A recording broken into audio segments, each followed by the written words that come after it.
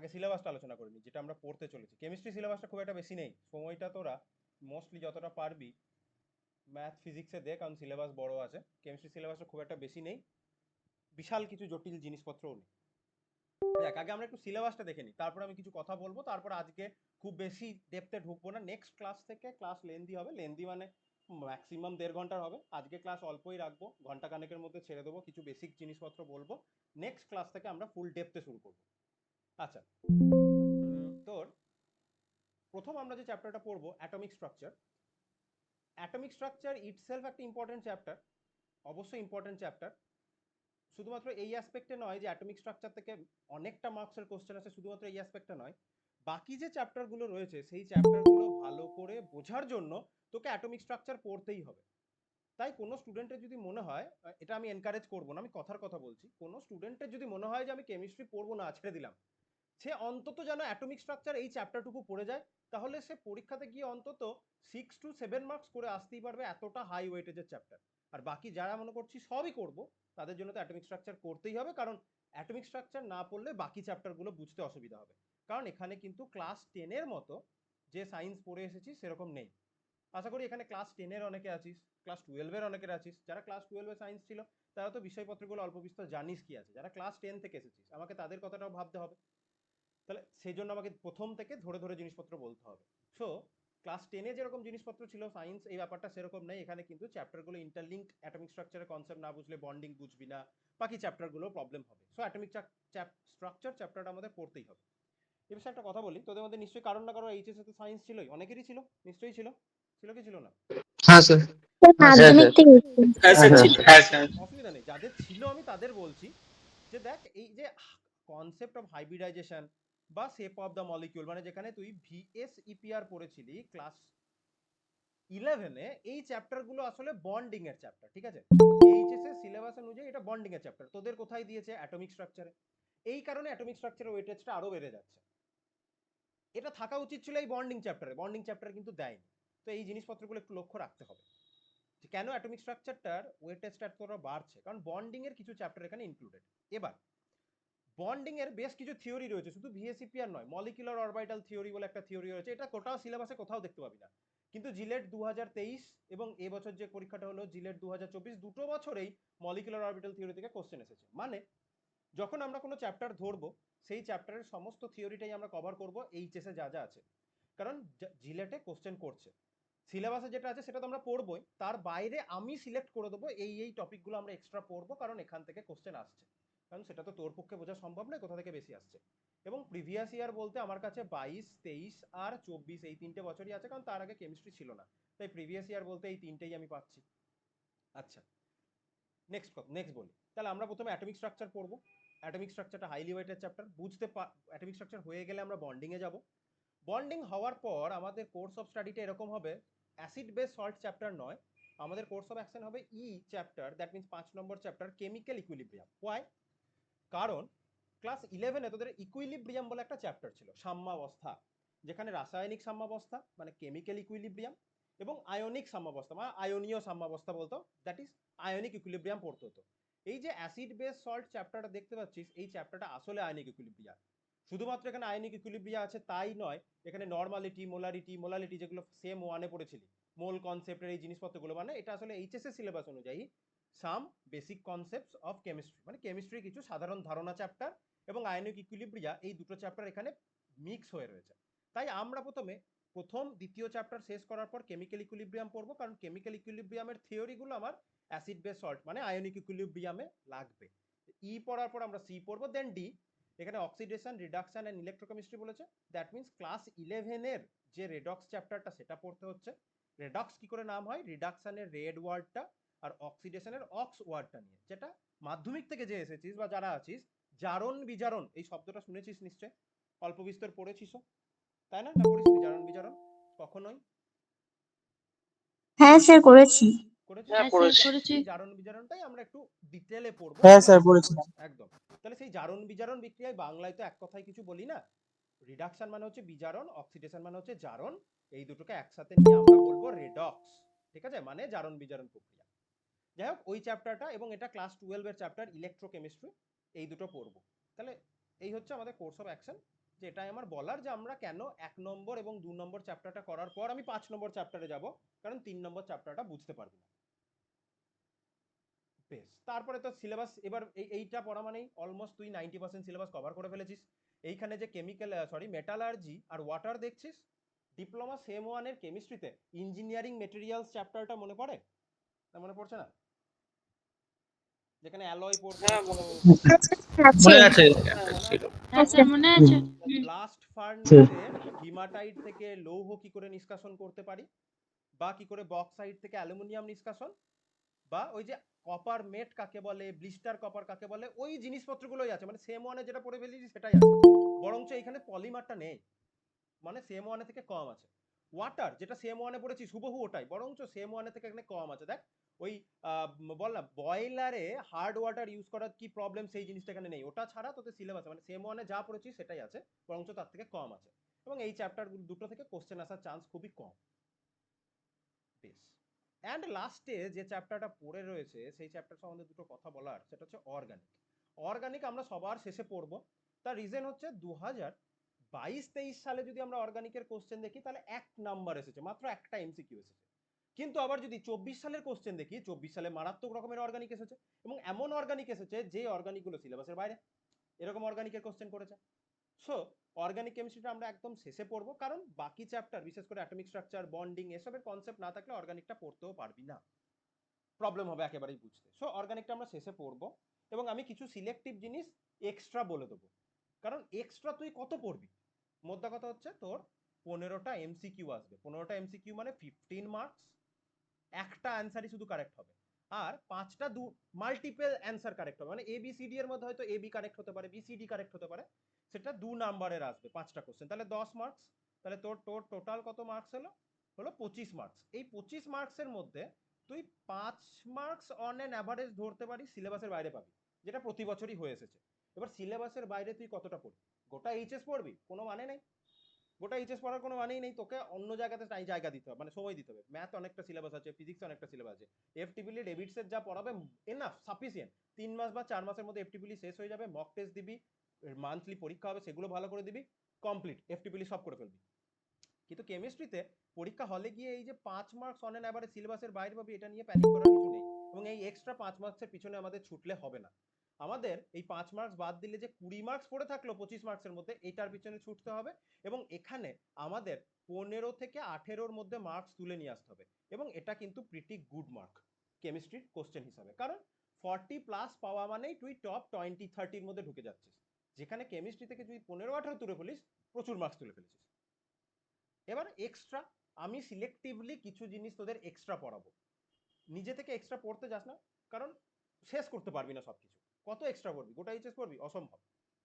তাহলে আমি সিলেক্টিভলি কিছু জিনিস এক্সট্রা পড়াবো, সেগুলো পড়লেই হবে, তার মধ্যে থেকে এলে ভালো, কারণ এক্সট্রা কোন জায়গা থেকে এক্সট্রা করবো আমার পক্ষে তো বলা সম্ভব নয়, আমি প্রিভিয়াস ইয়ার দেখে একটা ট্যালি করে এক্সট্রা পড়াবো, সেটা পড়লেই হবে। এবার কন্টেন্ট, আমি যে নোট প্রোভাইড করব সেই নোটটা, আমি তো বই লিখিনি, আমি যে নোটটা প্রোভাইড করবো সেটা হচ্ছে 3টে বই থেকে আমার নেওয়া। এনসিইআরটি, মডার্ন এবিসি বলে একটা বই পাবলিকেশন আছে, আর সিনগেজ। সিনগেজটা হচ্ছে ওই তোর যেই অ্যাডভান্সের বই, এখান থেকে অল্প বিস্তর কিছু কোশ্চেন পত্র বা টেক্সট তোলা আছে। তো এই 3টে বইকে নিয়ে আমি নোট বানিয়েছি। আমি যে নোটটা প্রোভাইড করব সেই নোটটা, নোট তো নয়, ওটা বেসিক্যালি বই বলতে পারিস, সেটা মোর দ্যান এনাফ। তোকে যেটা করতে হবে, তুই হয়তো একটা ছায়া প্রকাশনী নিলি, অন্য জায়গা থেকে তুই হয়তো এমটিজির একটা বই তুললি, তোর মনে হয় আরিহান্তের আমি বই নিয়ে নিই, যত যেই মেন্সের বই আছে করলি, 1000টা কন্টেন্ট নিয়েছিস, কোনোটাই ভালো করে পড়লি না, এভাবে পড়লে হবে না। তুই যে আমার নোটটাই পড়তে হবে আমি সেটা বলছি না, তোর যে বইটা একদম তোর নিজের পড়তে সুবিধা লাগে, সেটা যে কোনো বই হতে পারে, মানে যে কোনো ইন দ্য সেন্স স্ট্যান্ডার্ড বইগুলোর মধ্যে যে কোনো একটা হতে পারে। অবশ্যই তুই ওই তোদের কাবেরী ভট্টাচার্যের ডিপ্লোমা সেম ওয়ানের বইটা পড়লে হবে না, ওইটা পড়লে সাফিসিয়েন্ট নয়, এইচএস লেভেলে সাফিসিয়েন্ট যে কোনো বই পড়লেই হবে, কিন্তু কন্টেন্ট কম রাখ, কিন্তু ওই কম কন্টেন্টকে মাল্টিপল টাইম পড়, ঠিক আছে? 5টা আলাদা আলাদা বই পড়ার দরকার নেই, একটা সিঙ্গেল বইকে মাল্টিপল টাইম পড়। আর আমি ক্লাসে যেটা পড়াবো সেটা জিলেটের জন্য মোর দ্যান সাফিসিয়েন্ট কন্টেন্ট, ঠিক আছে? বাইরে চারিদিকে তাকানোরই দরকার নেই, আমি যেটা পড়াচ্ছি সেটা ভালো করে বোঝ, না বুঝতে পারলে আমাকে সাথে সাথে বল, মেসেজ কর, গ্রুপে মেসেজ কর, সব sir always available doubt clear করার জন্য। আর কন্টেন্টটা কম রাখ, সেটাকে বারবার পড়, আর আমি যেটা পড়াবো সাফিসিয়েন্ট, দুবার বললাম কথাটা, তো চারিদিকে ছোটার দরকার নেই। এবার আমরা অ্যাটমিক স্ট্রাকচারের ভিতরে ঢুকবো। অল্প করে আমরা একটু বেসিক জিনিসটা শিখবো। মাধ্যমিকের যে জিনিসপত্রগুলো অল্প একটু শিখেছিলি অ্যাটমিক স্ট্রাকচার, আর আমরা সেগুলো নিয়ে আলোচনা করব। আজকেই আমরা হঠাৎ করে বোরের মডেলে ঢুকে যাব না, তার আগেও কিছু জিনিস আছে যেগুলো শিখতে হবে। এখানে তো এরা বোরের মডেল লিখে দিয়েছে, এরকম করে করলে হবে না, জিনিসটা একটু ভালো করে বুঝতে হবে। তাই আমরা ক্লাস 10-এ কিছু কিছু জিনিস শিখে এসেছি, সেগুলোকে আমরা একটু রিক্যাপ করার চেষ্টা করি। দেখ, কি শিখেছিলি ক্লাস 10-এ? একটা অ্যাটম, দেখ প্রথমে তো ডাল্টনের থিওরি ছিল, যে ডাল্টন বলে যে কোনো বস্তু সব থেকে ক্ষুদ্র যে অংশ বা পার্ট নিয়ে, পার্টিকেল নিয়ে তৈরি, সেটাকে আমরা বলবো অ্যাটম। অ্যাটমকে আমরা বাংলায় কি বলবো? পরমাণু। যারা বাংলায় পড়েছিস মাধ্যমিক তাদের জন্য এখন ওয়ার্ডগুলোকে আশা করি জানিস, যাদের প্রবলেম হচ্ছে এখন ধীরে ধীরে কিন্তু ইংলিশে অবগত হয়ে যায়। তাহলে অ্যাটম দিয়ে তৈরি, এবং ডাল্টন বলেছিল অ্যাটমকে ফার্দার আমরা ডিভাইড করতে পারবো না, ওসব তো থিওরি অবসলিট হয়ে গেছে, বাদ হয়ে গেছে, ওসব নিয়ে পড়বেও না, তোকে জানতেও চাইবে না। এবার যেটা আমরা এখন পড়বো অ্যাটমিক স্ট্রাকচারে, সেখানে বিভিন্ন এক্সপেরিমেন্টের থ্রু, এক্সপেরিমেন্টগুলো থেকে অ্যাজ সাচ কখনোই প্রশ্ন আসে না। আমি পরে মানে অ্যাটমিক স্ট্রাকচার পড়াতে পড়াতেই পরের দিন একটু কিভাবে আবিষ্কৃত হয়েছে ওই জিনিসপত্র নিয়ে একটু গল্পের মতো বলে দেবো। যাই হোক, বিভিন্ন এক্সপেরিমেন্টের থ্রু আমরা জানতে পারলাম অ্যাটমকে যে ডিভাইড করা যায় না এমন নয়, অ্যাটমকে আমরা ডিভাইড করতে পারি। এবং অ্যাটমকে ডিভাইড করলে অ্যাটমের ভিতর থেকে যে পার্টিকেলগুলো আসে সেগুলোর নাম কি জানিস? অবশ্যই জানিস, পড়েছিস ছোট ক্লাসে। অ্যাটম কি কি পার্টিকেল নিয়ে তৈরি বা কণা দিয়ে তৈরি? প্রোটন, ইলেকট্রন, প্রোটন, ইলেকট্রন আর নিউট্রন। হ্যাঁ, তাহলে আজকের ক্লাসে আমি চেক করে নিচ্ছি মাধ্যমিকের যে বেসিক জিনিসপত্রগুলো আছে সেগুলো ক্লিয়ার আছে নাকি, না থাকলে আজকে ক্লিয়ার করে নিচ্ছি। তাহলে আমরা জানি অ্যাটম প্রোটন, ইলেকট্রন এবং নিউট্রন নিয়ে তৈরি। শুধুমাত্র এই তিনটে পার্টিকেল আছে তাই নয়, আরো অনেক ধরনের পার্টিকেল আছে। Meson, neutrino, anti neutrino, positron, pi meson, অনেক ধরনের পার্টিকেল আছে। ওইসব নিয়ে আমরা কাজ করছি না, কারণ আমরা পার্টিকেল ফিজিক্স বা নিউক্লিয়ার ফিজিক্স এসব পড়ছি না। আমাদের এই তিনটে ফান্ডামেন্টাল পার্টিকেল নিলেই হবে। তাহলে এদেরকে আমরা বলবো ফান্ডামেন্টাল পার্টিকেল। এবং আমি ভবিষ্যতে কথা বলার সাথে সাথে বলবো যে সমস্ত সাব অ্যাটমিক পার্টিকেল গুলো রয়েছে, কি বলবো আমরা? Sub atomic particle. সাব মানে অ্যাটমের ভেতরে রয়েছে, তাই সাব। ঠিক আছে, তাই সাব অ্যাটমিক পার্টিকেল, পার্টিকেল ওয়ার্ডটাই লিখিনি না। তাহলে এগুলোকে আমরা বলবো সাব অ্যাটমিক পার্টিকেলস। আচ্ছা, এই তিনটেকে নিয়ে কিছু জিনিসপত্র ইনফরমেশন তোদের মনে রাখতে হবে। আচ্ছা, ই ফর আমি ইলেকট্রন বলছি। ইলেকট্রনের চার্জ নেগেটিভ হয় না পজিটিভ হয়? নেগেটিভ হয়, নেগেটিভ। ভ্যালু মনে আছে কত? 1.6 into 10 to the power minus 19 coulomb. Minus 19 coulomb. Very good. আচ্ছা, এই ইলেকট্রনের চার্জটাই হচ্ছে স্মলেস্ট পসিবল নেগেটিভ চার্জ। আর একটা ইনফরমেশন মনে রাখতে হবে একটু, ইলেকট্রনের মাস মনে আছে কত হয়? 9.1 into 10 to the power minus 31 unit kg. KG. ইনফরমেশনটা লাগবে ইলেকট্রনের, যেহেতু আমি একটা দেখাবো এক্ষুনি, একটা কোশ্চেন দেখাবো, তারা এটা কেন লাগবে, তুই যদি বলিস স্যার কোথায় লাগবে, আমি তো জানি না কোথায় লাগবে, দেখবি তারা দেখায় হাত। হ্যাঁ বল, হাত তুললি দেখাই তারা কোথায় আছে।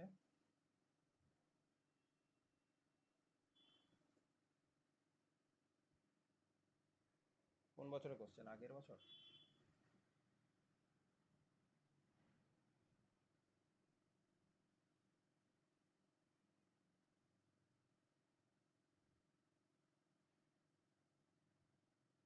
একটু দাঁড়া, কিরকম কোশ্চেন দিয়ে দেয়, বলে এরকম কোশ্চেনও দেয়। আগের বছরে দিয়েছে না এই বছরে দিয়েছে, ওটাই আমার মনে পড়ছে না।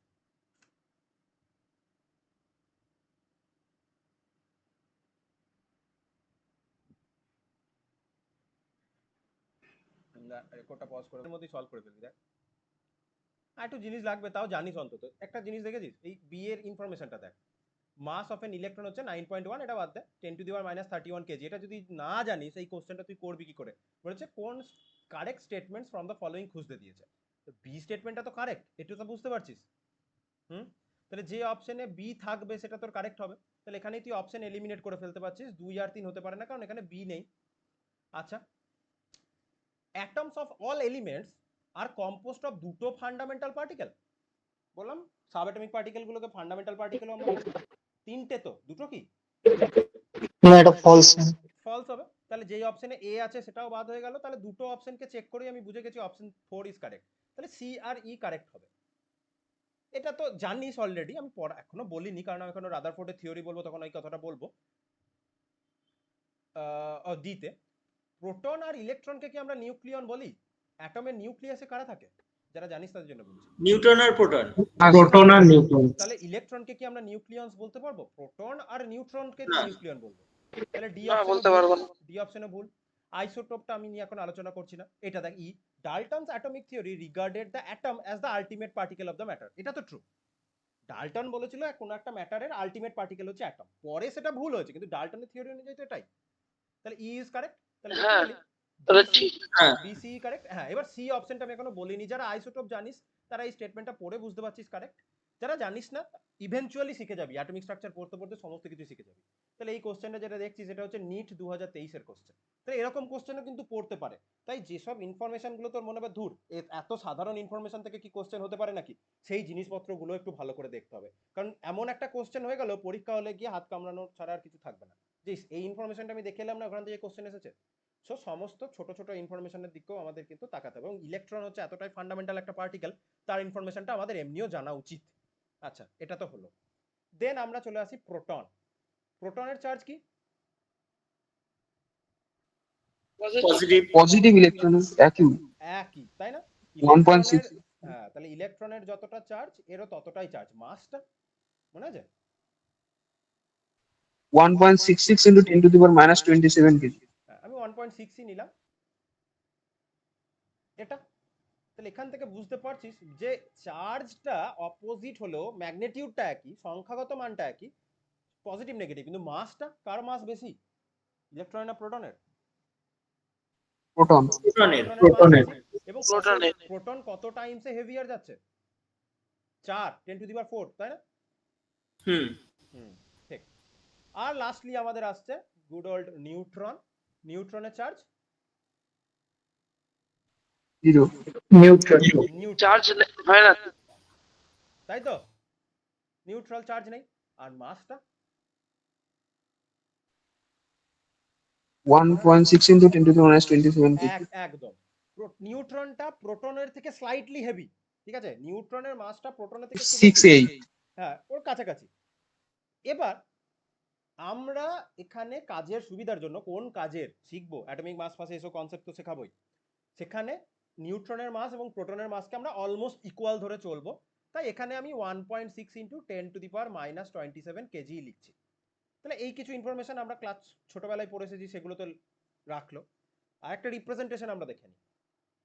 যে ধর এক্স কোন একটা এলিমেন্ট, তার এখানে আমি এ লিখলাম আর এখানে আমি জেড লিখলাম।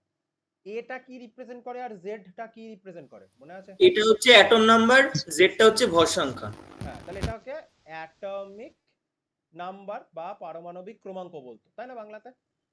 আর এটাকে ভর সংখ্যা, ভর মানে হচ্ছে মাস, সংখ্যা মানে হচ্ছে নাম্বার। তাহলে মাস অ্যাটমিক নাম্বার মানে কি বলতো, মানে কোন সংখ্যাটাকে আমরা অ্যাটমিক নাম্বার বলবো?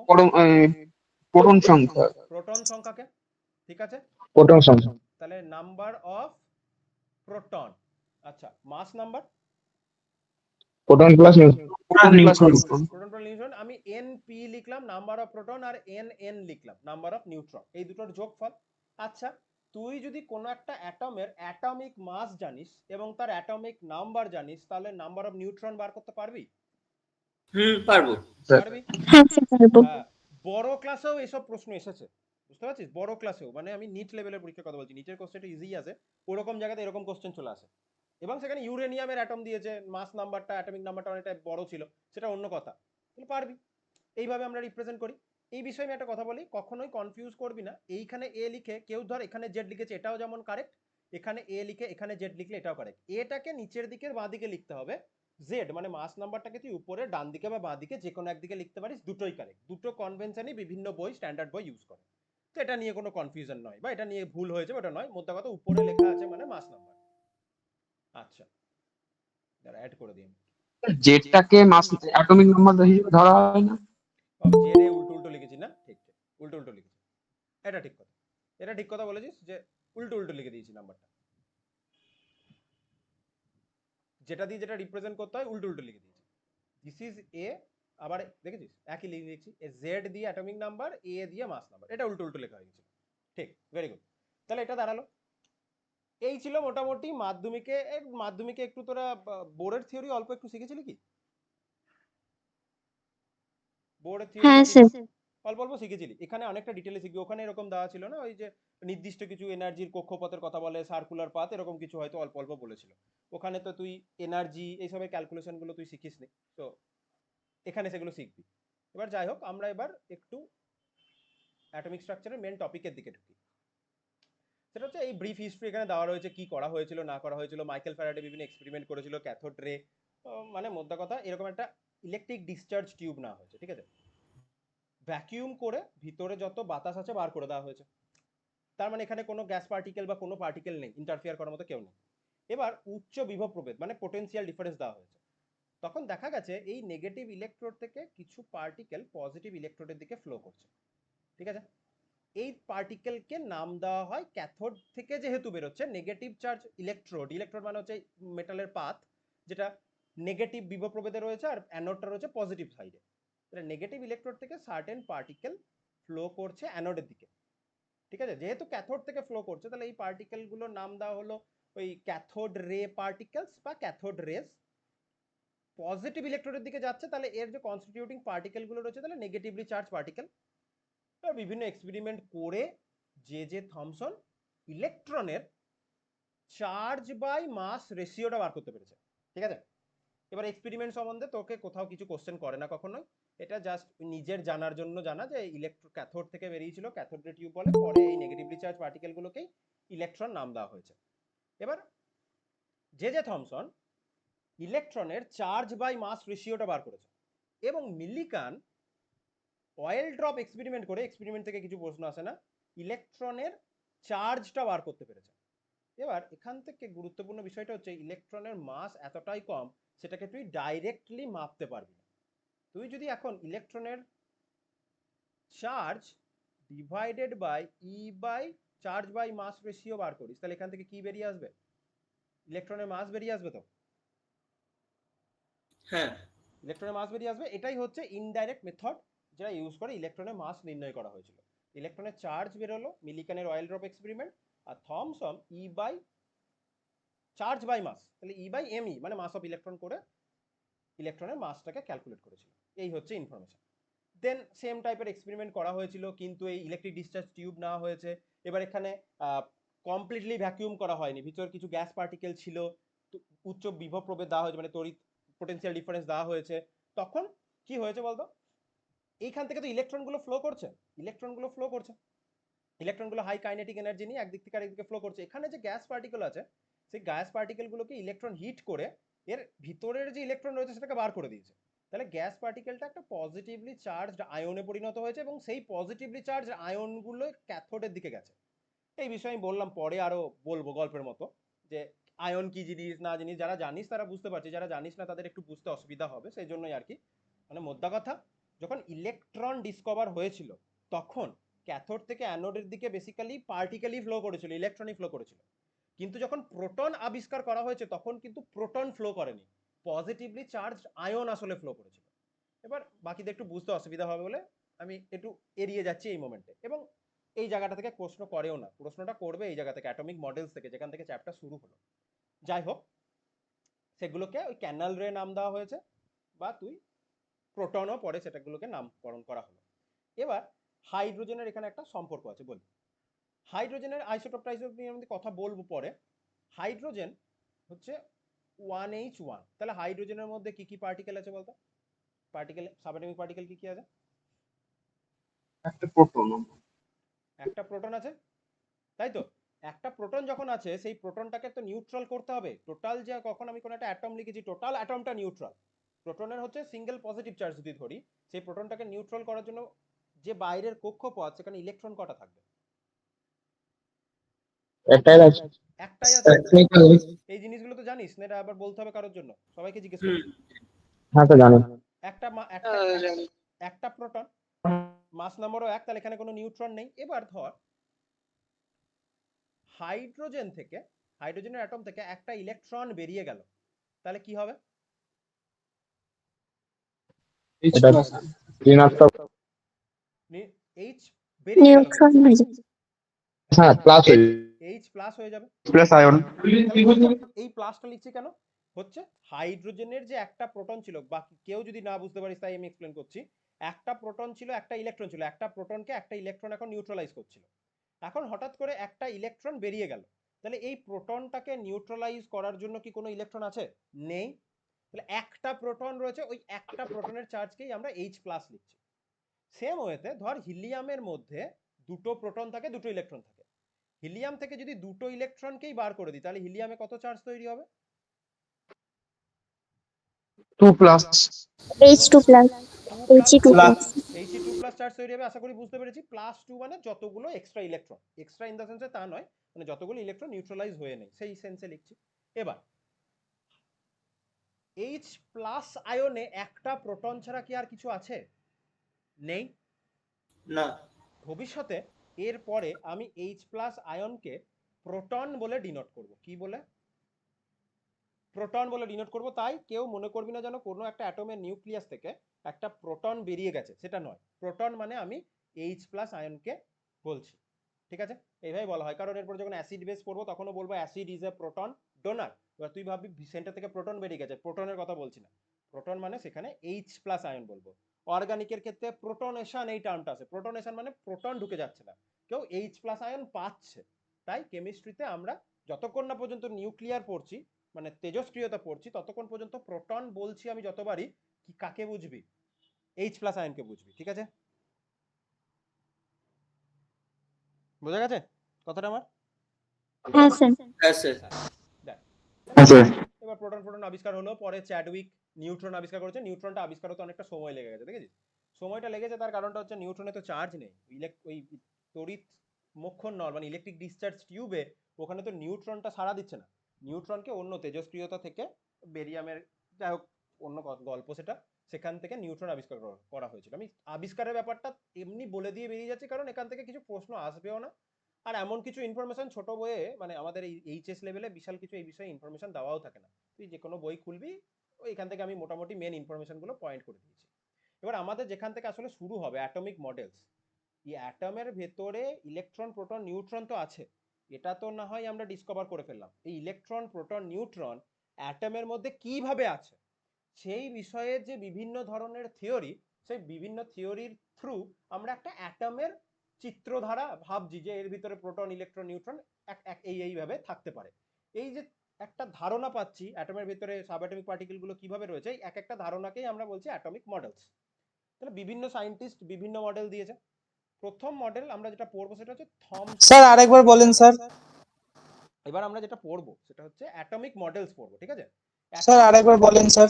আর বলছি তো, আমরা পড়বো অ্যাটমিক মডেলস। অ্যাটমিক মডেলস মানে কি?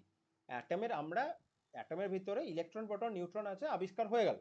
এবার আমাদের চ্যাপ্টারটা পড়তে হবে এটাই, যে অ্যাটমের ভেতরে ইলেকট্রন প্রোটন নিউট্রন তো আছে, কিন্তু সেগুলো কিভাবে আছে, বুঝতে পারছি কথাটা? তারা কিভাবে সজ্জিত আছে অ্যাটমের ভিতরে, সেই বিষয়ে আমরা আলোচনা করব। বিভিন্ন সায়েন্টিস্ট বিভিন্ন ধরনের মতামত দিয়েছে যে অ্যাটমের ভিতরে ইলেকট্রন প্রোটন নিউট্রন এইভাবে সজ্জিত থাকতে পারে। এই বিষয়টাকেই আমি বলছি অ্যাটমের মডেল। বিভিন্ন সায়েন্টিস্ট বিভিন্নভাবে অ্যাটমের মডেল দিয়েছে, মানে অ্যাটমের ভিতরে ইলেকট্রন প্রোটন নিউট্রন কিভাবে সজ্জিত আছে সেই বিষয়ে ধারণা দিয়েছে। বুঝতে পারছি কথাটা আমার? হুম। হ্যাঁ স্যার। হ্যাঁ স্যার। মাধ্যমিক থেকে যারা হ্যাঁ আসিস, স্যার। এইচএস এ যারা পড়েছিস তারা অলরেডি জানিস, ঠিক আছে? তারা অলরেডি জানিস, তাদের একবার রিক্যাপ হচ্ছে। যারা মাধ্যমিক থেকে আসি, যারা নতুন প্রথমবারের জন্য পড়বি, তারা কিন্তু ভালো করে শুনবি। জে থমসন বা থমসনস মডেল বলে। থমসন কি ভাবলো, এবং থমসনের বেশি বড় কিছু নয়, 2-3 মিনিট লাগবে। রাদারফোর্ডের মডেলটা আজকে বলবো, দিয়ে আমি আবার থমসনের মডেলে ব্যাক করে এসে একটা প্রশ্ন জিজ্ঞেস করবো, ওটা জেইই মেন্সের একটা প্রশ্ন। দেখ, থমসন ভেবেছে অ্যাটম হচ্ছে একটা স্ফিয়ার, আমার এক্স্যাক্টলি স্ফিয়ার হলো না, তাও ধরে নেব একটা স্ফিয়ার, যার স্ফিয়ারটার মধ্যে টোটালটাতে পজিটিভ চার্জ মানে প্রোটনটা ছড়িয়ে আছে, ঠিক আছে? প্রোটনটা কিভাবে আছে? টোটাল স্ফিয়ারটা জুড়ে পজিটিভ চার্জটা ছড়িয়ে আছে। দ্যাট মিনস এটা একটা পজিটিভলি চার্জড একটা স্ফিয়ার। সেই পজিটিভলি চার্জের মধ্যে কি নিউট্রন কেন বলছি, ইলেকট্রন গুলো এমবেডেড অবস্থায় আছে, ঠিক আছে? এই মডেল দিয়েছিল।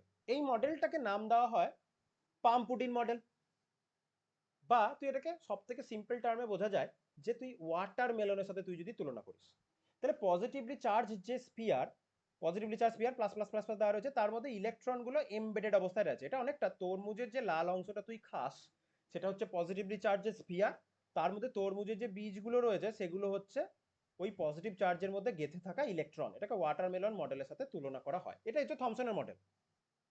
বুঝতে পেরেছি কথাটা? এমন আর কিছু নেই, এইটুকুই। রাদারফোর্ডে আসার পর এখানে আমি একটা প্রশ্নে আসবো। আগে বলে থিওরিটা বুঝতে পেরেছি? কিচ্ছু নেই, সিম্পল একটা থিওরি। স্যার বল। স্যার বলছিলাম আমাদের যে জিলেটের সিলেবাসটা হুম ওখানে আমাদের বোর মডেল থেকে শুরু হচ্ছে নাকি এগুলো আছে? বোর মডেল থেকে শুরু হচ্ছে, কিন্তু বোর মডেলে আমরা কিভাবে আসছি, কেন আসছি, সেটা না জানলে পড়াটা কমপ্লিট হচ্ছে না। হঠাৎ করে বোর মডেলে চলে গেলে হবে। আচ্ছা আচ্ছা। এবার নেক্সট যেটা আসছে সেটা আমরা পড়বো রাদারফোর্ডের famous alpha particle scattering experiment. নিশ্চয়ই অনেকেই জানিস। এটাকে বলে রাদারফোর্ডের alpha particle scattering experiment. Scatter করা মানে চারিদিকে ছড়িয়ে পড়া। তার আগে শিখতে হবে হোয়াট ইজ আলফা পার্টিকেল। এই যে এটা ড্র করেছি মনে হচ্ছে, হিলিয়ামের অ্যাটমিক নাম্বার 2, মাস নাম্বার 4, সেখান থেকে দুটো ইলেকট্রন বেরিয়ে গেলে কি তৈরি হবে? হিলিয়াম 2+, যার অ্যাটমিক নাম্বার 2, মাস নাম্বার 4, তাই তো? হিলিয়ামই তো, প্রোটন তো বেরিয়ে যায়নি, ইলেকট্রন বেরিয়ে গেছে। এই যে 2 পজিটিভ চার্জ যুক্ত হিলিয়ামের অ্যাটম, এইটাকেই আমরা পরিচিত আলফা পার্টিকেল হিসেবে। মনে থাকবে? হ্যাঁ স্যার। তাহলে হিলিয়াম 2, স্যার আরেকবার রিপিট করবেন? হিলিয়াম থেকে দুটো ইলেকট্রন বেরিয়ে গেলে কি তৈরি হয়? হিলিয়াম 2+, তাই তো? এই হিলিয়াম 2+কেই আমরা বলবো alpha particle. Basically alpha particle মানে হিলিয়াম 2+ পার্টিকেলের ফ্লো। ওটা রেডিও অ্যাক্টিভিটির ফলে তৈরি হয়, অ্যাটমের নিউক্লিয়াস থেকেই জেনারেট করে আসে। তার জন্য রেডিও অ্যাক্টিভিটি পড়তে হবে, ওটা এই ক্লাসের স্কোপের বাইরে। আমাদের এখানে এটুকুই জানতে হবে যে আলফা পার্টিকেল মানে কি, 2+ চার্জ যুক্ত হিলিয়াম, মানে হিলিয়াম 2+ পার্টিকেলের ফ্লো। তাহলে আলফা পার্টিকেলের চার্জ কি? কি charge particle? Positive. Alpha helium particle, 2+। হ্যাঁ মানে পজিটিভ। এইটুকু এখন বুঝলেই হয়ে যাচ্ছে। এই যে ইনফরমেশনটা লাগবে। তাহলে আলফা পার্টিকেল হচ্ছে পজিটিভলি চার্জ পার্টিকেল। আমাকে একটা কথা বল, পজিটিভ পজিটিভকে রিপেল করে না অ্যাট্রাক্ট করে? রিপেল করে। রিপেল করে। রিপেল করে। ঠিক। তাহলে আগে এক্সপেরিমেন্টাল সেটআপটা দেখি, তারপরে আমি অ্যাটমের ভিতরে রিপেল করে। রিপেল করে। আগে এক্সপেরিমেন্টাল সেটআপটা দেখি। লেড বাক্সের মধ্যে একটা রেডিও অ্যাক্টিভ সাবস্টেন্স নেওয়া রয়েছে। রেডিও অ্যাক্টিভ সাবস্টেন্স থেকে আলফা পার্টিকেল বেরোবে। এখানে একটা ডিটেকশন লেয়ার রয়েছে, ঠিক আছে? ডিটেকশন লেয়ারটা সাধারণত জিঙ্ক সালফেট দিয়ে, জেডএনএস দিয়ে তৈরি হয়। তার মধ্যে একটা পাতলা ফাঁক মতো আছে, দরজার মতো আছে, ধরতে পারিস। এর মধ্যে দিয়ে রেডিও অ্যাক্টিভ পার্টিকেল থেকে, মানে সাবস্টেন্স থেকে আলফা পার্টিকেল বেরোচ্ছে। সেটা একটা পাতলা গোল্ডের ফয়েল, ঠিক আছে? পাতলা গোল্ডের সিটের মধ্যে ধাক্কা খেলো। এবার এই গোল্ডের সিটটা যদি না থাকতো, আলফা পার্টিকেলটা নিশ্চয়ই সোজা পাথে এখানে ধাক্কা খাওয়া এবং জিঙ্কের এই যে জেডএনএস এর যে লেয়ারটা রয়েছে সেখানে একটা ইমপ্রেশন তৈরি করার কথা। মানে আলফা পার্টিকেলগুলো যেখানে যেখানে ধাক্কা খাবে এই ডিটেকশন লেয়ারে, সেখানে সেখানে ইমপ্রেশন তৈরি হবে। সেখান থেকে তুই বুঝতে পারবি যে আলফা পার্টিকেলগুলো কোথায় কোথায় পৌঁছেছে। যদি এই গোল্ডের লেয়ারটা বা ফয়েলটা না থাকতো, তাহলে আলফা পার্টিকেলটা জিঙ্ক জেডএনএস এর এই লেয়ারে ধাক্কা খেত। কিন্তু জিঙ্কের এই লেয়ারটা থাকার জন্য দেখতে পাওয়া গেছে আলফা পার্টিকেলটা বিভিন্ন দিকে স্ক্যাটার করেছে। এই তীর চিহ্নগুলো যেগুলো দেওয়া রয়েছে, এবং কিছু সামনের দিকেও আছে। যাই হোক, আলফা পার্টিকেলগুলো বিভিন্ন দিকে স্ক্যাটার করেছে। এটা অবজারভেশন পাওয়া গেল। এই অবজারভেশনের এক্সপ্লেনেশনটা আমাদের শিখতে হবে।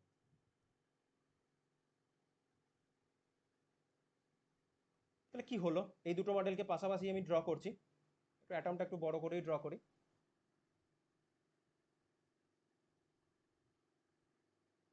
রাদারফোর্ড এই অবজারভেশনে দেখলো মোস্ট অফ দ্য যে আলফা পার্টিকেল আছে, most of the alpha particle সোজাসুজি বেরিয়ে চলে গেছে। ভালো কথা।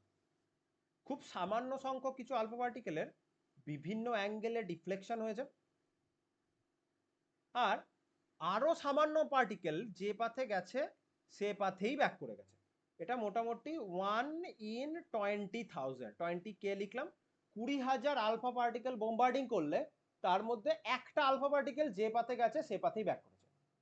বইয়ে লেখা থাকবে দেখবি 180 ডিগ্রিতে ব্যাক করেছে, কিন্তু তুই বলবি যে পাথে গেছে সেদিকেই ব্যাক করেছে, তাহলে তো এদের মধ্যে অ্যাঙ্গেল 0 ডিগ্রি, প্যারালাল লাইন, বা একটার উপরে একটা যাচ্ছে। তাহলে 180 ডিগ্রি আমি বলছি কি করে? বলছি এইভাবে যে নিউক্লিয়াসটা না থাকলে বা অ্যাটমটা না থাকলে তো এটার এরকম সোজাসুজি যাওয়ার কথা।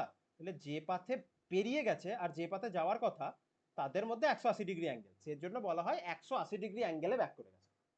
যাই হোক, তাহলে এই অবজারভেশনগুলো আমরা একটু বোঝার চেষ্টা করি।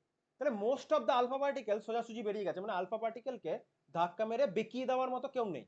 তার মানে মোস্ট অফ দ্য অ্যাটমকে কি বলতে পারবো, অ্যাটমের বেশিরভাগ জায়গাটা কি ফাঁকা, রাইট?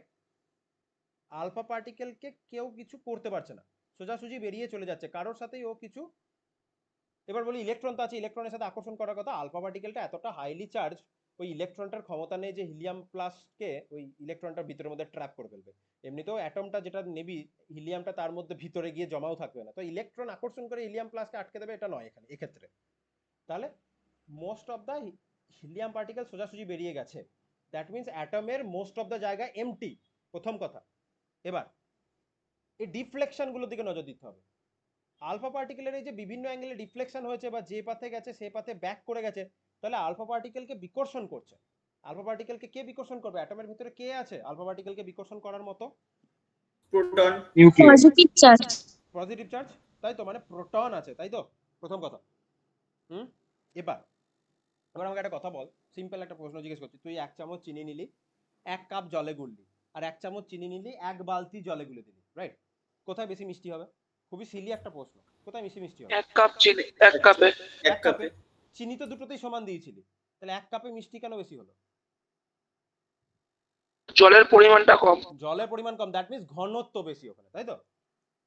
ইউনিট ভলিউমে নাম্বার অফ চিনির পার্টিকেলটা বেশি। তুই 100 ml জল নিয়েছিস, তাহলে 100 ml জলে তুই যদি 1 চামচ চিনি মেশাস, আর 1 লিটার মানে 1000 ml জলে তুই যদি 1 চামচ চিনি মেশাস, ইউনিট এমএল এ মানে 1 ml এ নিশ্চয়ই চিনির পার্টিকেল বেশি। দ্যাট মিন্স ওই চিনিকে গ্রামে মাপছিস, ওটা এমএল মানে গ্রাম পার এমএল নেই, গ্রাম পার এমএল মানে গ্রাম পার সিসি বা সেন্টিমিটার কিউব, তাহলে চিনির ঘনত্বটা ওখানে বেশি। এটাই হচ্ছে কথা। আলফা পার্টিকেল হাইলি, আলফা পার্টিকেলের পেনিট্রেটিং পাওয়ার বিশাল, মানে ভেদন ক্ষমতা বিশাল বেশি, এবং alpha particle high kinetic energy নিয়ে যাচ্ছে, এবং হিলিয়ামের সাইজটা খুবই কম। এরপরে ধীরে ধীরে যখন আরো কেমিস্ট্রি পড়াবো, অ্যাটমের সাইজ সম্বন্ধে ধারণা জন্মাবে, তখন বুঝতে পারবি। এখন অ্যাজ এ ফ্যাক্ট একটু ভাব, হিলিয়ামের সাইজ খুবই কম, এবং হিলিয়ামের মধ্যে টোটাল চার্জ কত? 2+। তাহলে হিলিয়ামের অল্প, হিলিয়ামের ভলিউমটা, হিলিয়াম অ্যাটমের ভলিউমটা খুব কম, তার মধ্যে 2+ চার্জ, তাহলে এখানে টোটাল চার্জ ডেন্সিটিটা কি হয়ে আছে? অনেক হাই, রাইট? তাহলে এতটা হাইলি ডেন্স পজিটিভ চার্জকে যদি রিপেল করে দিতে হয় বা না 180 ডিগ্রি অ্যাঙ্গেলে ব্যাক করে দিতে হয়, তাহলে অতটা হাইলি চার্জ ডেন্সকে, ডেন্সিটি যুক্ত একটা পার্টিকেলকে ব্যাক করানোর জন্য অ্যাটমের ভেতরেও তার সমান বা তার থেকে বেশি ডেন্স পজিটিভ চার্জ চাই, হ্যাঁ কি না? হ্যাঁ হ্যাঁ হ্যাঁ স্যার। নিশ্চয়ই চাই। এটা হচ্ছে, ধর তুই একটা জ্যাকেট পরে রয়েছিস কেবলারের, বুলেট চালানো হলো, তাহলে জ্যাকেটটাতে বুলেটটা আটকে গেল, বুলেট প্রুফ জ্যাকেটে। কিন্তু যদি তুই জ্যাকেটটা না পরে থাকতি, তাহলে তোর মাসেল, বোন এগুলোকে পেনিট্রেট করে দিয়ে বুলেটটা বেরিয়ে চলে যেত। এখানেও সেরকম একটা ব্যাপার, তাহলে তোর মাসেলটা পারছিল না বুলেটটাকে আটকাতে, তাই তুই একটা জ্যাকেট পরে নিলি যেটা বুলেটটাকে আটকে দিল। তাহলে বুলেটটাকে আটকে দেওয়ার জন্য জ্যাকেটটাকেও তো ততটাই শক্তিশালী হতে হচ্ছে। সেরকমই হিলিয়াম প্লাস এতটা হাই কাইনেটিক এনার্জি নিয়ে বেরোচ্ছে, যার পেনিট্রেটিং পাওয়ার এতটা হাই যে অ্যাটমটার মধ্যে দিয়ে বুলেটের মতো বেরিয়ে যাওয়ার চেষ্টা করছে, সেই হিলিয়াম প্লাসকে 180 ডিগ্রি অ্যাঙ্গেলে ব্যাকাচ্ছে বা ডিফ্লেকশন করছে। তাহলে অ্যাটমের ভেতরেও তো পজিটিভ চার্জটা হাইলি ডেন্স। হ্যাঁ ঠিক। এবার এই দুটোকে আমরা কম্পারেটিভলি আলোচনা করব। এখানে কি বললো, টোটাল পজিটিভ চার্জটা টোটাল অ্যাটমটা জুড়ে কি হয়ে রয়েছে, এটা একটু বড় করে ড্র করতে হতো, এটা আর বড় করার আমার উপায় নেই, যাই হোক এটাও সাইজে বড় ধর, মানে এটার সাথে ইকুয়াল সাইজে ভাব। তাহলে এখানে টোটাল পজিটিভ চার্জ থেকে কি ধরেছিস তুই? টোটাল অ্যাটম জুড়ে ছড়িয়ে আছে, অ্যাটমের মধ্যে ছড়িয়ে আছে। ছড়িয়ে আছে। যদি এই টোটাল অ্যাটমটার মধ্যে পজিটিভ চার্জটা ছড়িয়ে যায়, তাহলে চার্জ ডেনসিটি মানে পজিটিভ চার্জ ডেনসিটিটা কি হবে, বাড়বে না কমবে? বেরিয়ে যাবে। বেড়ে যাবে। পজিটিভ চার্জ ডেনসিটি কি করে বাড়ে? ও তো স্যার কমবে। বেশি ভলিউমের মধ্যে ছড়িয়ে কমে যায়। আসবে। তাহলে ডেনসিটিটা, ডেনসিটি মানে কি? মাস বাই ভলিউম। এখানেও যতগুলো প্রোটনের কথা ভাবছি, এখানেও আমি সেম প্রোটন ভাবছি, মানে মাস কনস্ট্যান্ট। এখানে ভলিউমটা অনেক বেশি, এখানে ভলিউম কম, তাহলে ভলিউম বাড়লে ডেনসিটিটা কি হবে? কমে যাবে। কমে যাবে। কমে যাবে, কমে কমে যাবে। যাবে। তাহলে আলফা পার্টিকেলের মতো এত হাই চার্জ ডেনসিটি যুক্ত পজিটিভ চার্জকে রিপেল করার জন্য অ্যাটমের ভেতরে যে প্রোটনগুলো রয়েছে, সেই প্রোটনগুলো টোটাল অ্যাটম জুড়ে ছড়িয়ে নেই, অ্যাটমের রেসপেক্টে খুবই ছোট্ট একটা জায়গায়, রাদারফোর্ড যার নাম দিয়েছে নিউক্লিয়াস, সেখানে কি রয়েছে? ডেন্স অবস্থায় রয়েছে, হাইলি কনডেন্সড অবস্থায় রয়েছে। ক্লিয়ার? যদি অতটা কনডেন্স অবস্থায় না থাকতো, আলফা পার্টিকেলকে সে রিপেল করতে পারতো না বিভিন্ন অ্যাঙ্গেলে, বা 180 ডিগ্রি অ্যাঙ্গেলে বাউন্স ব্যাক করিয়ে দিতে পারতো না। দ্যাট মিন্স থমসনের মডেলে আমরা যেটা পড়লাম, পজিটিভ চার্জ টোটাল অ্যাটম জুড়ে ছড়িয়ে রয়েছে, ওটা নয়, পজিটিভ চার্জ টোটাল অ্যাটমের রেসপেক্টে খুব ক্ষুদ্র একটা জায়গায় হাইলি ডেন্স অবস্থায় রয়েছে, সেই জন্যই আলফা পার্টিকেলকেও ব্যাক করাতে পেরেছে। এই কনসেপ্টটা থেকে যেই মেন্সের একটা কোশ্চেন আসছে এবং করবো একটু বাদে, আগে এই থিওরিটা আমি পড়িয়ে নিই। তাহলে এখান থেকে আমরা কি বুঝলাম, যেহেতু most of the alpha particle বেরিয়ে গেছে, অ্যাটমের মোস্ট অফ দ্য জায়গা এমটি, আলফা পার্টিকেলের বিভিন্ন অ্যাঙ্গেলে ডিফ্লেকশন হয়েছে এবং রিপেল হয়েছে। এখান থেকে বুঝতে পারছি প্রোটনগুলো অ্যাটমের মধ্যে, অ্যাটমের ভেতরে আর কি, খুব অ্যাটমের রেসপেক্টে খুব ছোট একটা জায়গার মধ্যে কি বলবো আবদ্ধ বা কনডেন্সড অবস্থায় রয়েছে। এই দুটো পয়েন্ট। এই বিষয়ে আমি যদি বলি, তুই অ্যাটমের রেডিয়াসটা পাবি 10⁻⁻10 মিটার রেঞ্জে, আর নিউক্লিয়াসের রেডিয়াসটা পাবি 10⁻⁻15 মিটার রেঞ্জে। তফাৎ বুঝতে পারছিস অ্যাটম আর নিউক্লিয়াসের মধ্যে? এটা অ্যাটমের রেডিয়াস, এটা নিউক্লিয়াসের রেডিয়াস, কততে তফাৎ? 10⁵ টাইমস এ তফাৎ। 10⁵ 10⁵ মানে হাজার লক্ষ নিযুত কোটি করে বললে কত? 10⁵ মানে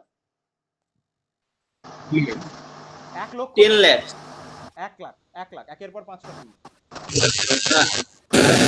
10 স্কয়ার যখন স্যার একজনের মাইক অন রয়েছে, খুব নয়েজ আসছে। নয়েজ আসছে, যা নয়েজ আসছে মাইকটা অফ কর।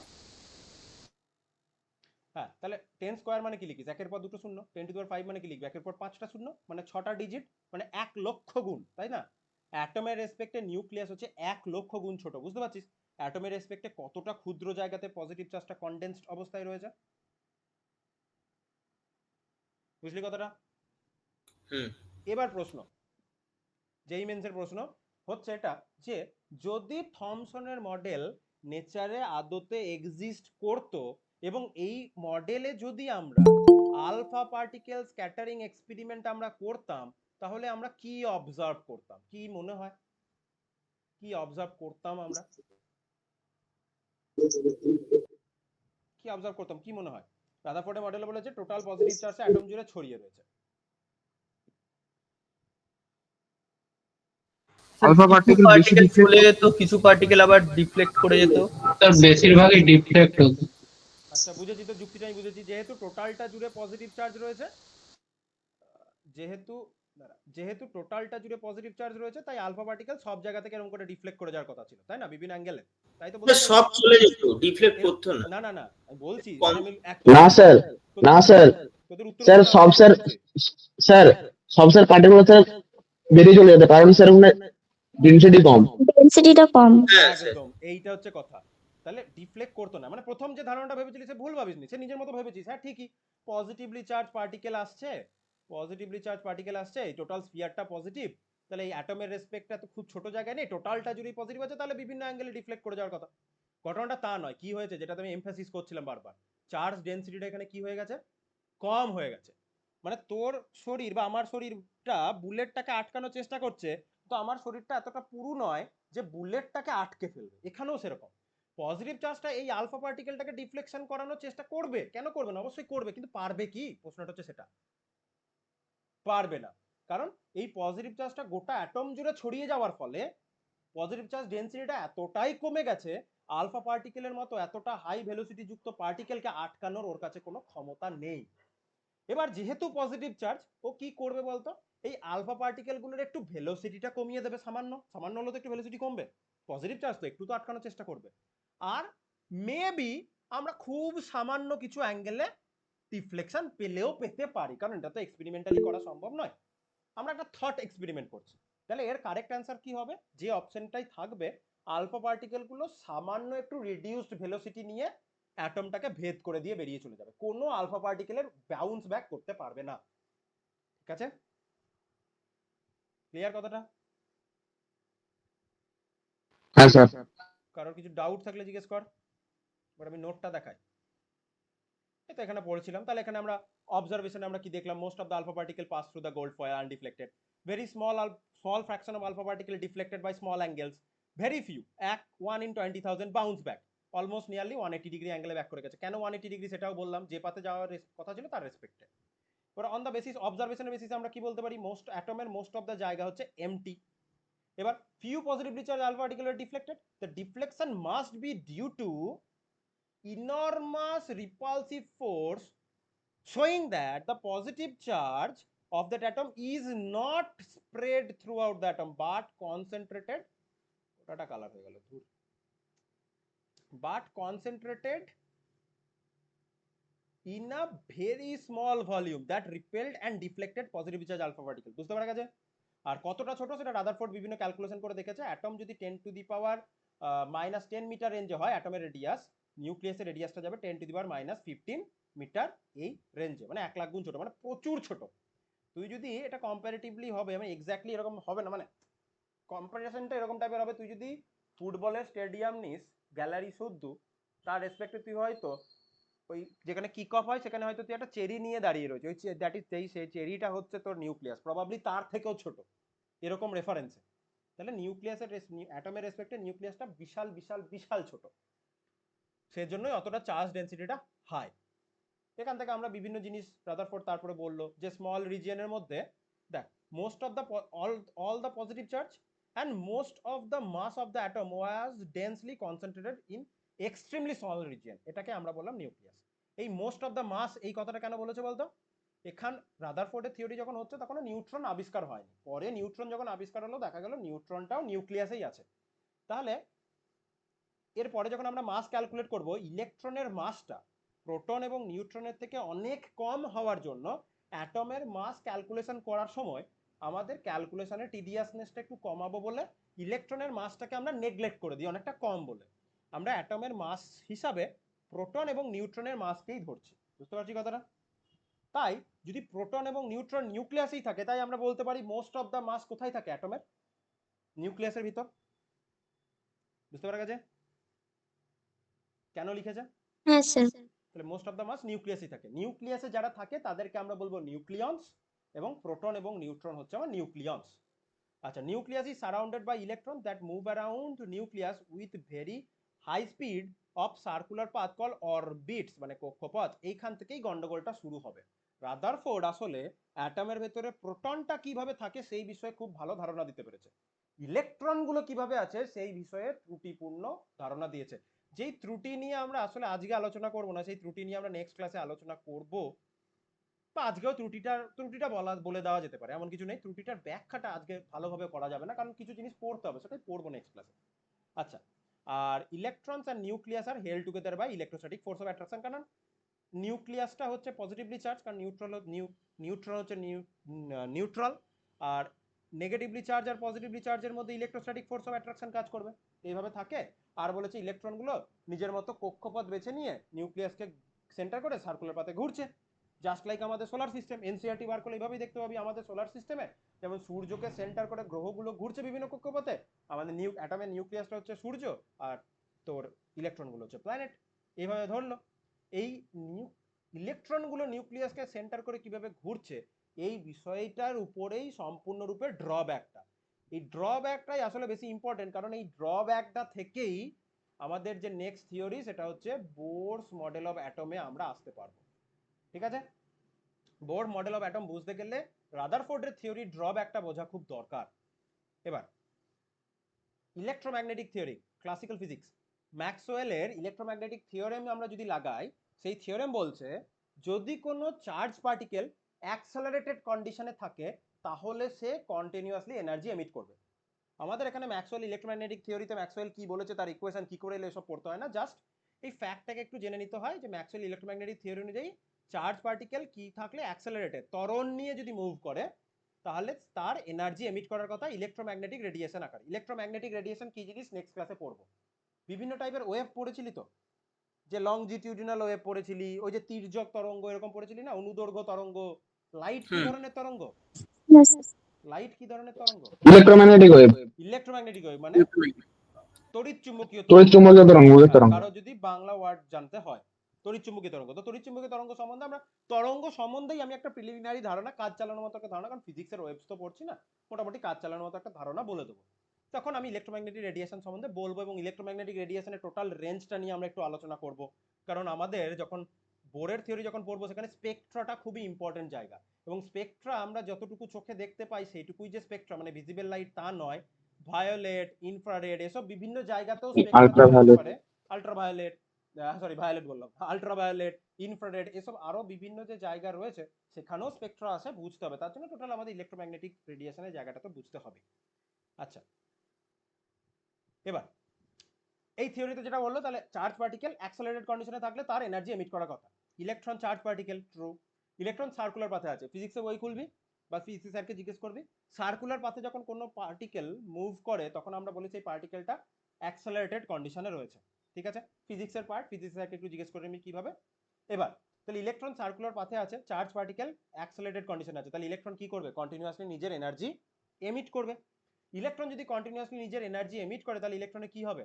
এখানে ধর ইলেকট্রনটা ছিল এরকম একটা পাথে, এরকম একটা পাথে তার মুভ করার কথা, ইলেকট্রনটা কন্টিনিউয়াসলি নিজের এনার্জি এমিট করতে করতে একটা স্পাইরাল পাথ মেনটেন করে নিউক্লিয়াসে এসে কি করে যাবে? হিট করবে বা মিশে যাবে। কোলাইড করে যাবে, একটা স্পাইরাল পাথ মেনটেন করে, তাহলে অ্যাটম এক্সিস্টই করবে না। অ্যাটম এক্সিস্টই করবে না। এবং ক্যালকুলেশন করে দেখা যাবে যে অ্যাটম 10⁻⁸ সেকেন্ডের বেশি এক্সিস্টই করতো না, কিন্তু অ্যাটম যে স্টেবল তার প্রুফ হচ্ছে তুই আমি চোখের সামনে যা জিনিস দেখতে পাচ্ছিস, অ্যাটম স্টেবল না থাকলে জিনিসপত্র সবকিছু তৈরি হতে পারতো না। So atom is stable. তাহলে অ্যাটম কেন স্টেবল? রাদারফোর্ডের থিওরির সাথে রাদারফোর্ড যেভাবে বলেছে ইলেকট্রন আছে সেভাবে ভাবলে কিন্তু কন্ট্রাডিকশন চলে আসে। That means Rutherford model can not explain the stability of the atom. 2 নম্বরটা অত কেমন কিছু নেই, এইটা আবার একটা important point. Line spectra of atom can not be explain by this model. Line spectra কি জিনিস, স্পেকট্রা কি জিনিস প্রথম আগে বুঝতে হবে, দেন তো লাইন স্পেকট্রা। এবং কিভাবে কি কালার প্রপার্টি কি আসছে তার জন্য তো ওটা আমরা নেক্সট ক্লাসে পড়বো ওয়েভ বুঝে। তার আগে স্পেকট্রা সম্বন্ধে একটু কথা বলে নিয়ে আজকে ক্লাসটা ছেড়ে দেবো। প্রথম ক্লাস বললাম বেশি লেন্দি করবো না, প্রিলিমিনারি কিছু বলে ছেড়ে দেবো। স্পেকট্রা, আচ্ছা স্পেকট্রা বা বর্ণালী দেখেছিস নিজে চোখে কখনো? হ্যাঁ স্যার। না স্যার। দেখিসনি? হ্যাঁ স্যার। হ্যাঁ স্যার, রেনবো স্যার, রেনবো। হ্যাঁ স্যার দেখেছি, রেনবো রেনবো রেনবো। রেনবো, রেনবোতে কি হয়? হোয়াইট লাইট স্প্লিট হয়ে গিয়ে যে 7টা মনোক্রোম্যাটিক লাইট আছে সেই 7টা মনোক্রোম্যাটিক লাইটে কি হয়ে যায়? হোয়াইট লাইট স্প্লিট করে যায়, তাই তো? কনভার্ট হয়ে যাবে। তার জন্য আমরা কি দেখতে পাই? একটা রামধনু দেখতে পাই। রামধনু যখন দেখিস তখন লাল, মানে বে নিয়ে আসো কলা, কি মাঝখানে গ্যাপ থাকে না, কালারটা কন্টিনিউয়াস থাকে? কন্টিনিউয়াস থাকে। গ্যাপ থাকে, কন্টিনিউয়াস থাকে, কন্টিনিউয়াস থাকে। গ্যাপ থাকে না, গ্যাপ থাকে মানে আমি এরকম বলছি না যে তুই কন্টিনিউয়াস থাকে। হ্যাঁ, মানে তুই এরকম করে একটা লাল দেখছিস, তারপর আবার কিছুটা নীল আকাশ দেখছিস, নীল আকাশ দেখার পর আবার কিছুটা দূরে এরকম করে তুই সবুজ দেখছিস, এরকম কি হয়? তা তো নয়। না না না। টোটালটা জুড়ে তুই কালার দেখতে পাস, রাইট? যেহেতু তুই টোটালটা জুড়ে কালার দেখতে পাস, এই ধরনের স্পেকট্রাকে আমরা বলবো কন্টিনিউয়াস স্পেকট্রা। পরের দিন আমি আবার আলোচনা করব, আজ যা বিষয়টা একবার দেখাচ্ছি আর কি, ইস্টার এগের মতো। দেন লাইন স্পেকট্রাতে কি হয় বলতো? লাইন স্পেকট্রাতে টোটালটা জুড়ে কালার দেখা যায় না। টোটাল ধর একটা ব্যান্ড আছে, এই ব্যান্ডের মাঝখানে মাঝখানে তুই এখানে ধর একটা হলুদ সবুজ রঙের একটা পটি দেখলি, দাগ লাইন দেখতে পেলি, এখানে একটা লাল রঙের লাইন দেখতে পেলি, বা এই দিকে তুই একটা ধর ব্লু কালারের লাইট দেখতে পেলি, এরকম করে তো লাইন লাইন করে কালার দেখতে পাবি, কন্টিনিউয়াসলি কালারটা দেখতে পাবি না। এই টাইপের স্পেকট্রাকে আমরা কি স্পেকট্রা বলবো? Line line line spectra. Emission অ্যাবজর্পশনের কথাটা বাদ দে, line spectra. Atom line spectra দেখায়, ঠিক আছে? অ্যাটম কি স্পেকট্রা দেখায়? যে কোনো অ্যাটম লাইন স্পেকট্রা দেখায়, এবং প্রতিটা অ্যাটমের লাইন স্পেকট্রা হচ্ছে ইউনিক। তাহলে এই লাইন স্পেকট্রাকে আমরা কোনো একটা অ্যাটমের ফিঙ্গারপ্রিন্ট বলতে পারি। যাই হোক, আবার বলবো পরের দিন, প্রতিটা অ্যাটমের লাইন স্পেকট্রা হচ্ছে ইউনিক। কিন্তু যদি অ্যাটম রাদারফোর্ডের থিওরিটা ঠিকই হয় তাহলে ইলেকট্রনের কন্টিনিউয়াসলি এনার্জি রেডিয়েট করে দেওয়ার কথা। আর কেউ যদি কন্টিনিউয়াসলি এনার্জি রেডিয়েট করে তাহলে তার কাছ থেকে কন্টিনিউয়াস স্পেকট্রা পাবো। কিন্তু অ্যাটম এক্সপেরিমেন্টালি দেখা যাচ্ছে অ্যাটমের কাছ থেকে লাইন স্পেকট্রা পাচ্ছি। That means atom continuously, that means ওই ইলেকট্রনটা কন্টিনিউয়াসলি এনার্জি এমিট করে না। ইলেকট্রনটা কিভাবে এনার্জি এমিট করে? ডিসক্রিট ওয়েতে, মানে কন্টিনিউয়াস নয় এরকম ম্যানারে লাইট এমিট করছে। তার জন্যই আমরা লাইন স্পেকট্রা দেখাতে পাচ্ছি। এর এক্সপ্লেনেশনটাই তো আসলে রাদারফোর্ডের থিওরিতে নেই, এই লাইন স্পেকট্রার এক্সপ্লেনেশনটার জন্যই তো বোরের থিওরি। ঠিক আছে, আজকে এতটাই বলবো। নেক্সট দিন বোরের থিওরিতে যাওয়ার আগে আমাদের এই ইলেকট্রোম্যাগনেটিক রেডিয়েশন, একটু ওয়েভ সম্বন্ধে পড়তে হবে, তারপরে আমরা একটু কোয়ান্টাম থিওরি পড়বো, স্পেকট্রা সম্বন্ধে একটু বুঝবো, তারপরে গিয়ে আমরা বোরের থিওরিতে যেতে পারবো। ঠিক? তাহলে বল এখনো পর্যন্ত কোথাও কিছু বুঝতে অসুবিধা আছে নাকি? আজকে এতটাই বলবো। না স্যার স্যার, বলছি কোশ্চেনের লেভেল কি রকম থাকা উচিত পড়ার ক্ষেত্রে, যেই মেন্স, প্র্যাকটিস করার ক্ষেত্রে? যেই মেন্স, ঠিক আছে? আর স্যার আপনার নাম্বারটা একটু দিলে ভালো হতো। গ্রুপে আছে তো? গ্রুপ জয়েন গ্রুপে করবেন স্যার, কি? গ্রুপে স্যার কোন নাম্বারটা বোঝা তো মুশকিল স্যার। বেশ, ঠিক আছে, চলুন।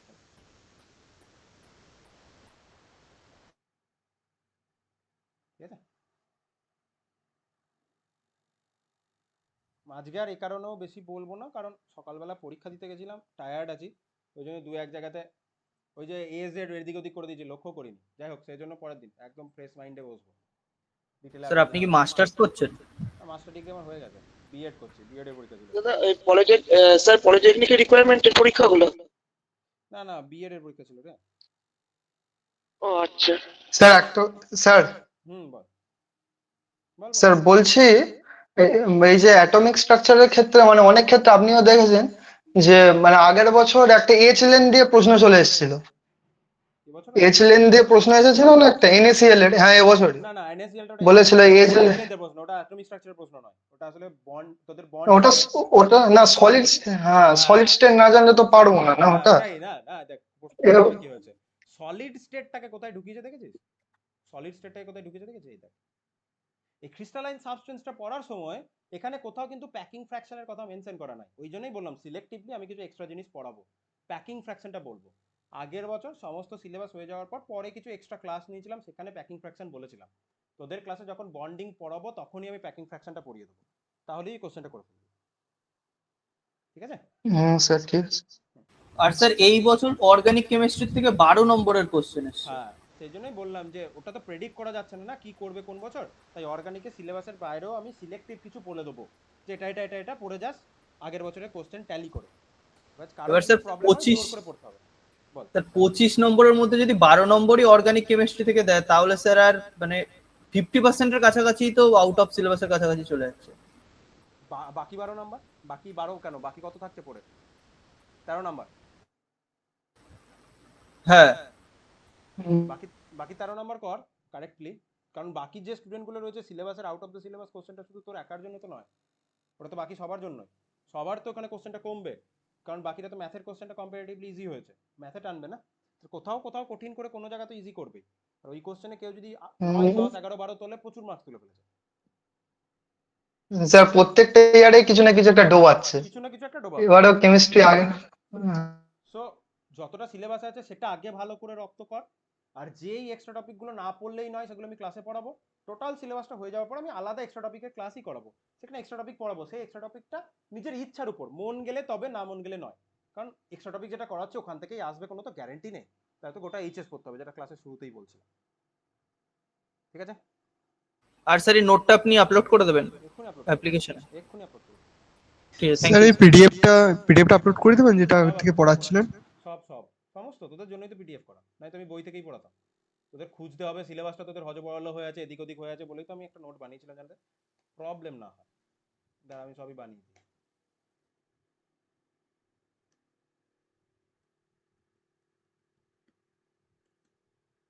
কেমিস্ট্রি ফোল্ডার, ঠিক আছে? এইখানে লেকচার পিডিএফ ফোল্ডারে আমি যেই বোর্ড ওয়ার্ক করছি সেই বোর্ড ওয়ার্কটা, নোট ফোল্ডারে যে নোটটা আপলোড করে দেবো, আর এখানে একটা ডিপিপি ফোল্ডার করলাম যেখানে আমি কোশ্চেন দেবো, যে কোশ্চেনগুলো সলভ করবি। ঠিক আছে?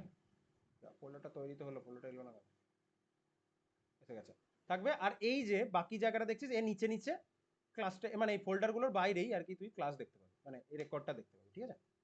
কারণ আমি যদি অন্য ব্যাচের রেসপেক্টে দেখাই, এইভাবে আমি এভাবে আপলোড করি, অন্য স্যার কিভাবে আপলোড করে একটু দেখে নিস, আমারটা আমি বুঝিয়ে দিলাম। ফোল্ডারগুলোতে জিনিসপত্রগুলো থাকবে, আর ফোল্ডারের বাইরে যে লেকচার 1 এটা, লেকচার 2 এভাবে আপলোড করবে। ঠিক আছে? Thank you sir. হ্যাঁ, তাহলে পরের দিন কবে তোদের, কবে ক্লাস দিচ্ছে? রবিবার না? স্যাটারডে আছে স্যার, শনিবার। শনিবার আছে। স্যাটারডে আমার রুটিনটা দেখা হয়ে ওঠেনি। স্যাটারডে আছে তোদের, ঠিক আছে? তাহলে স্যাটারডে 4:30 থেকে স্যার। 4:30, ঠিক, তাহলে স্যাটারডে দেখা হবে। হ্যাঁ sir, thank you sir. Good night sir. হ্যাঁ, রাখলাম।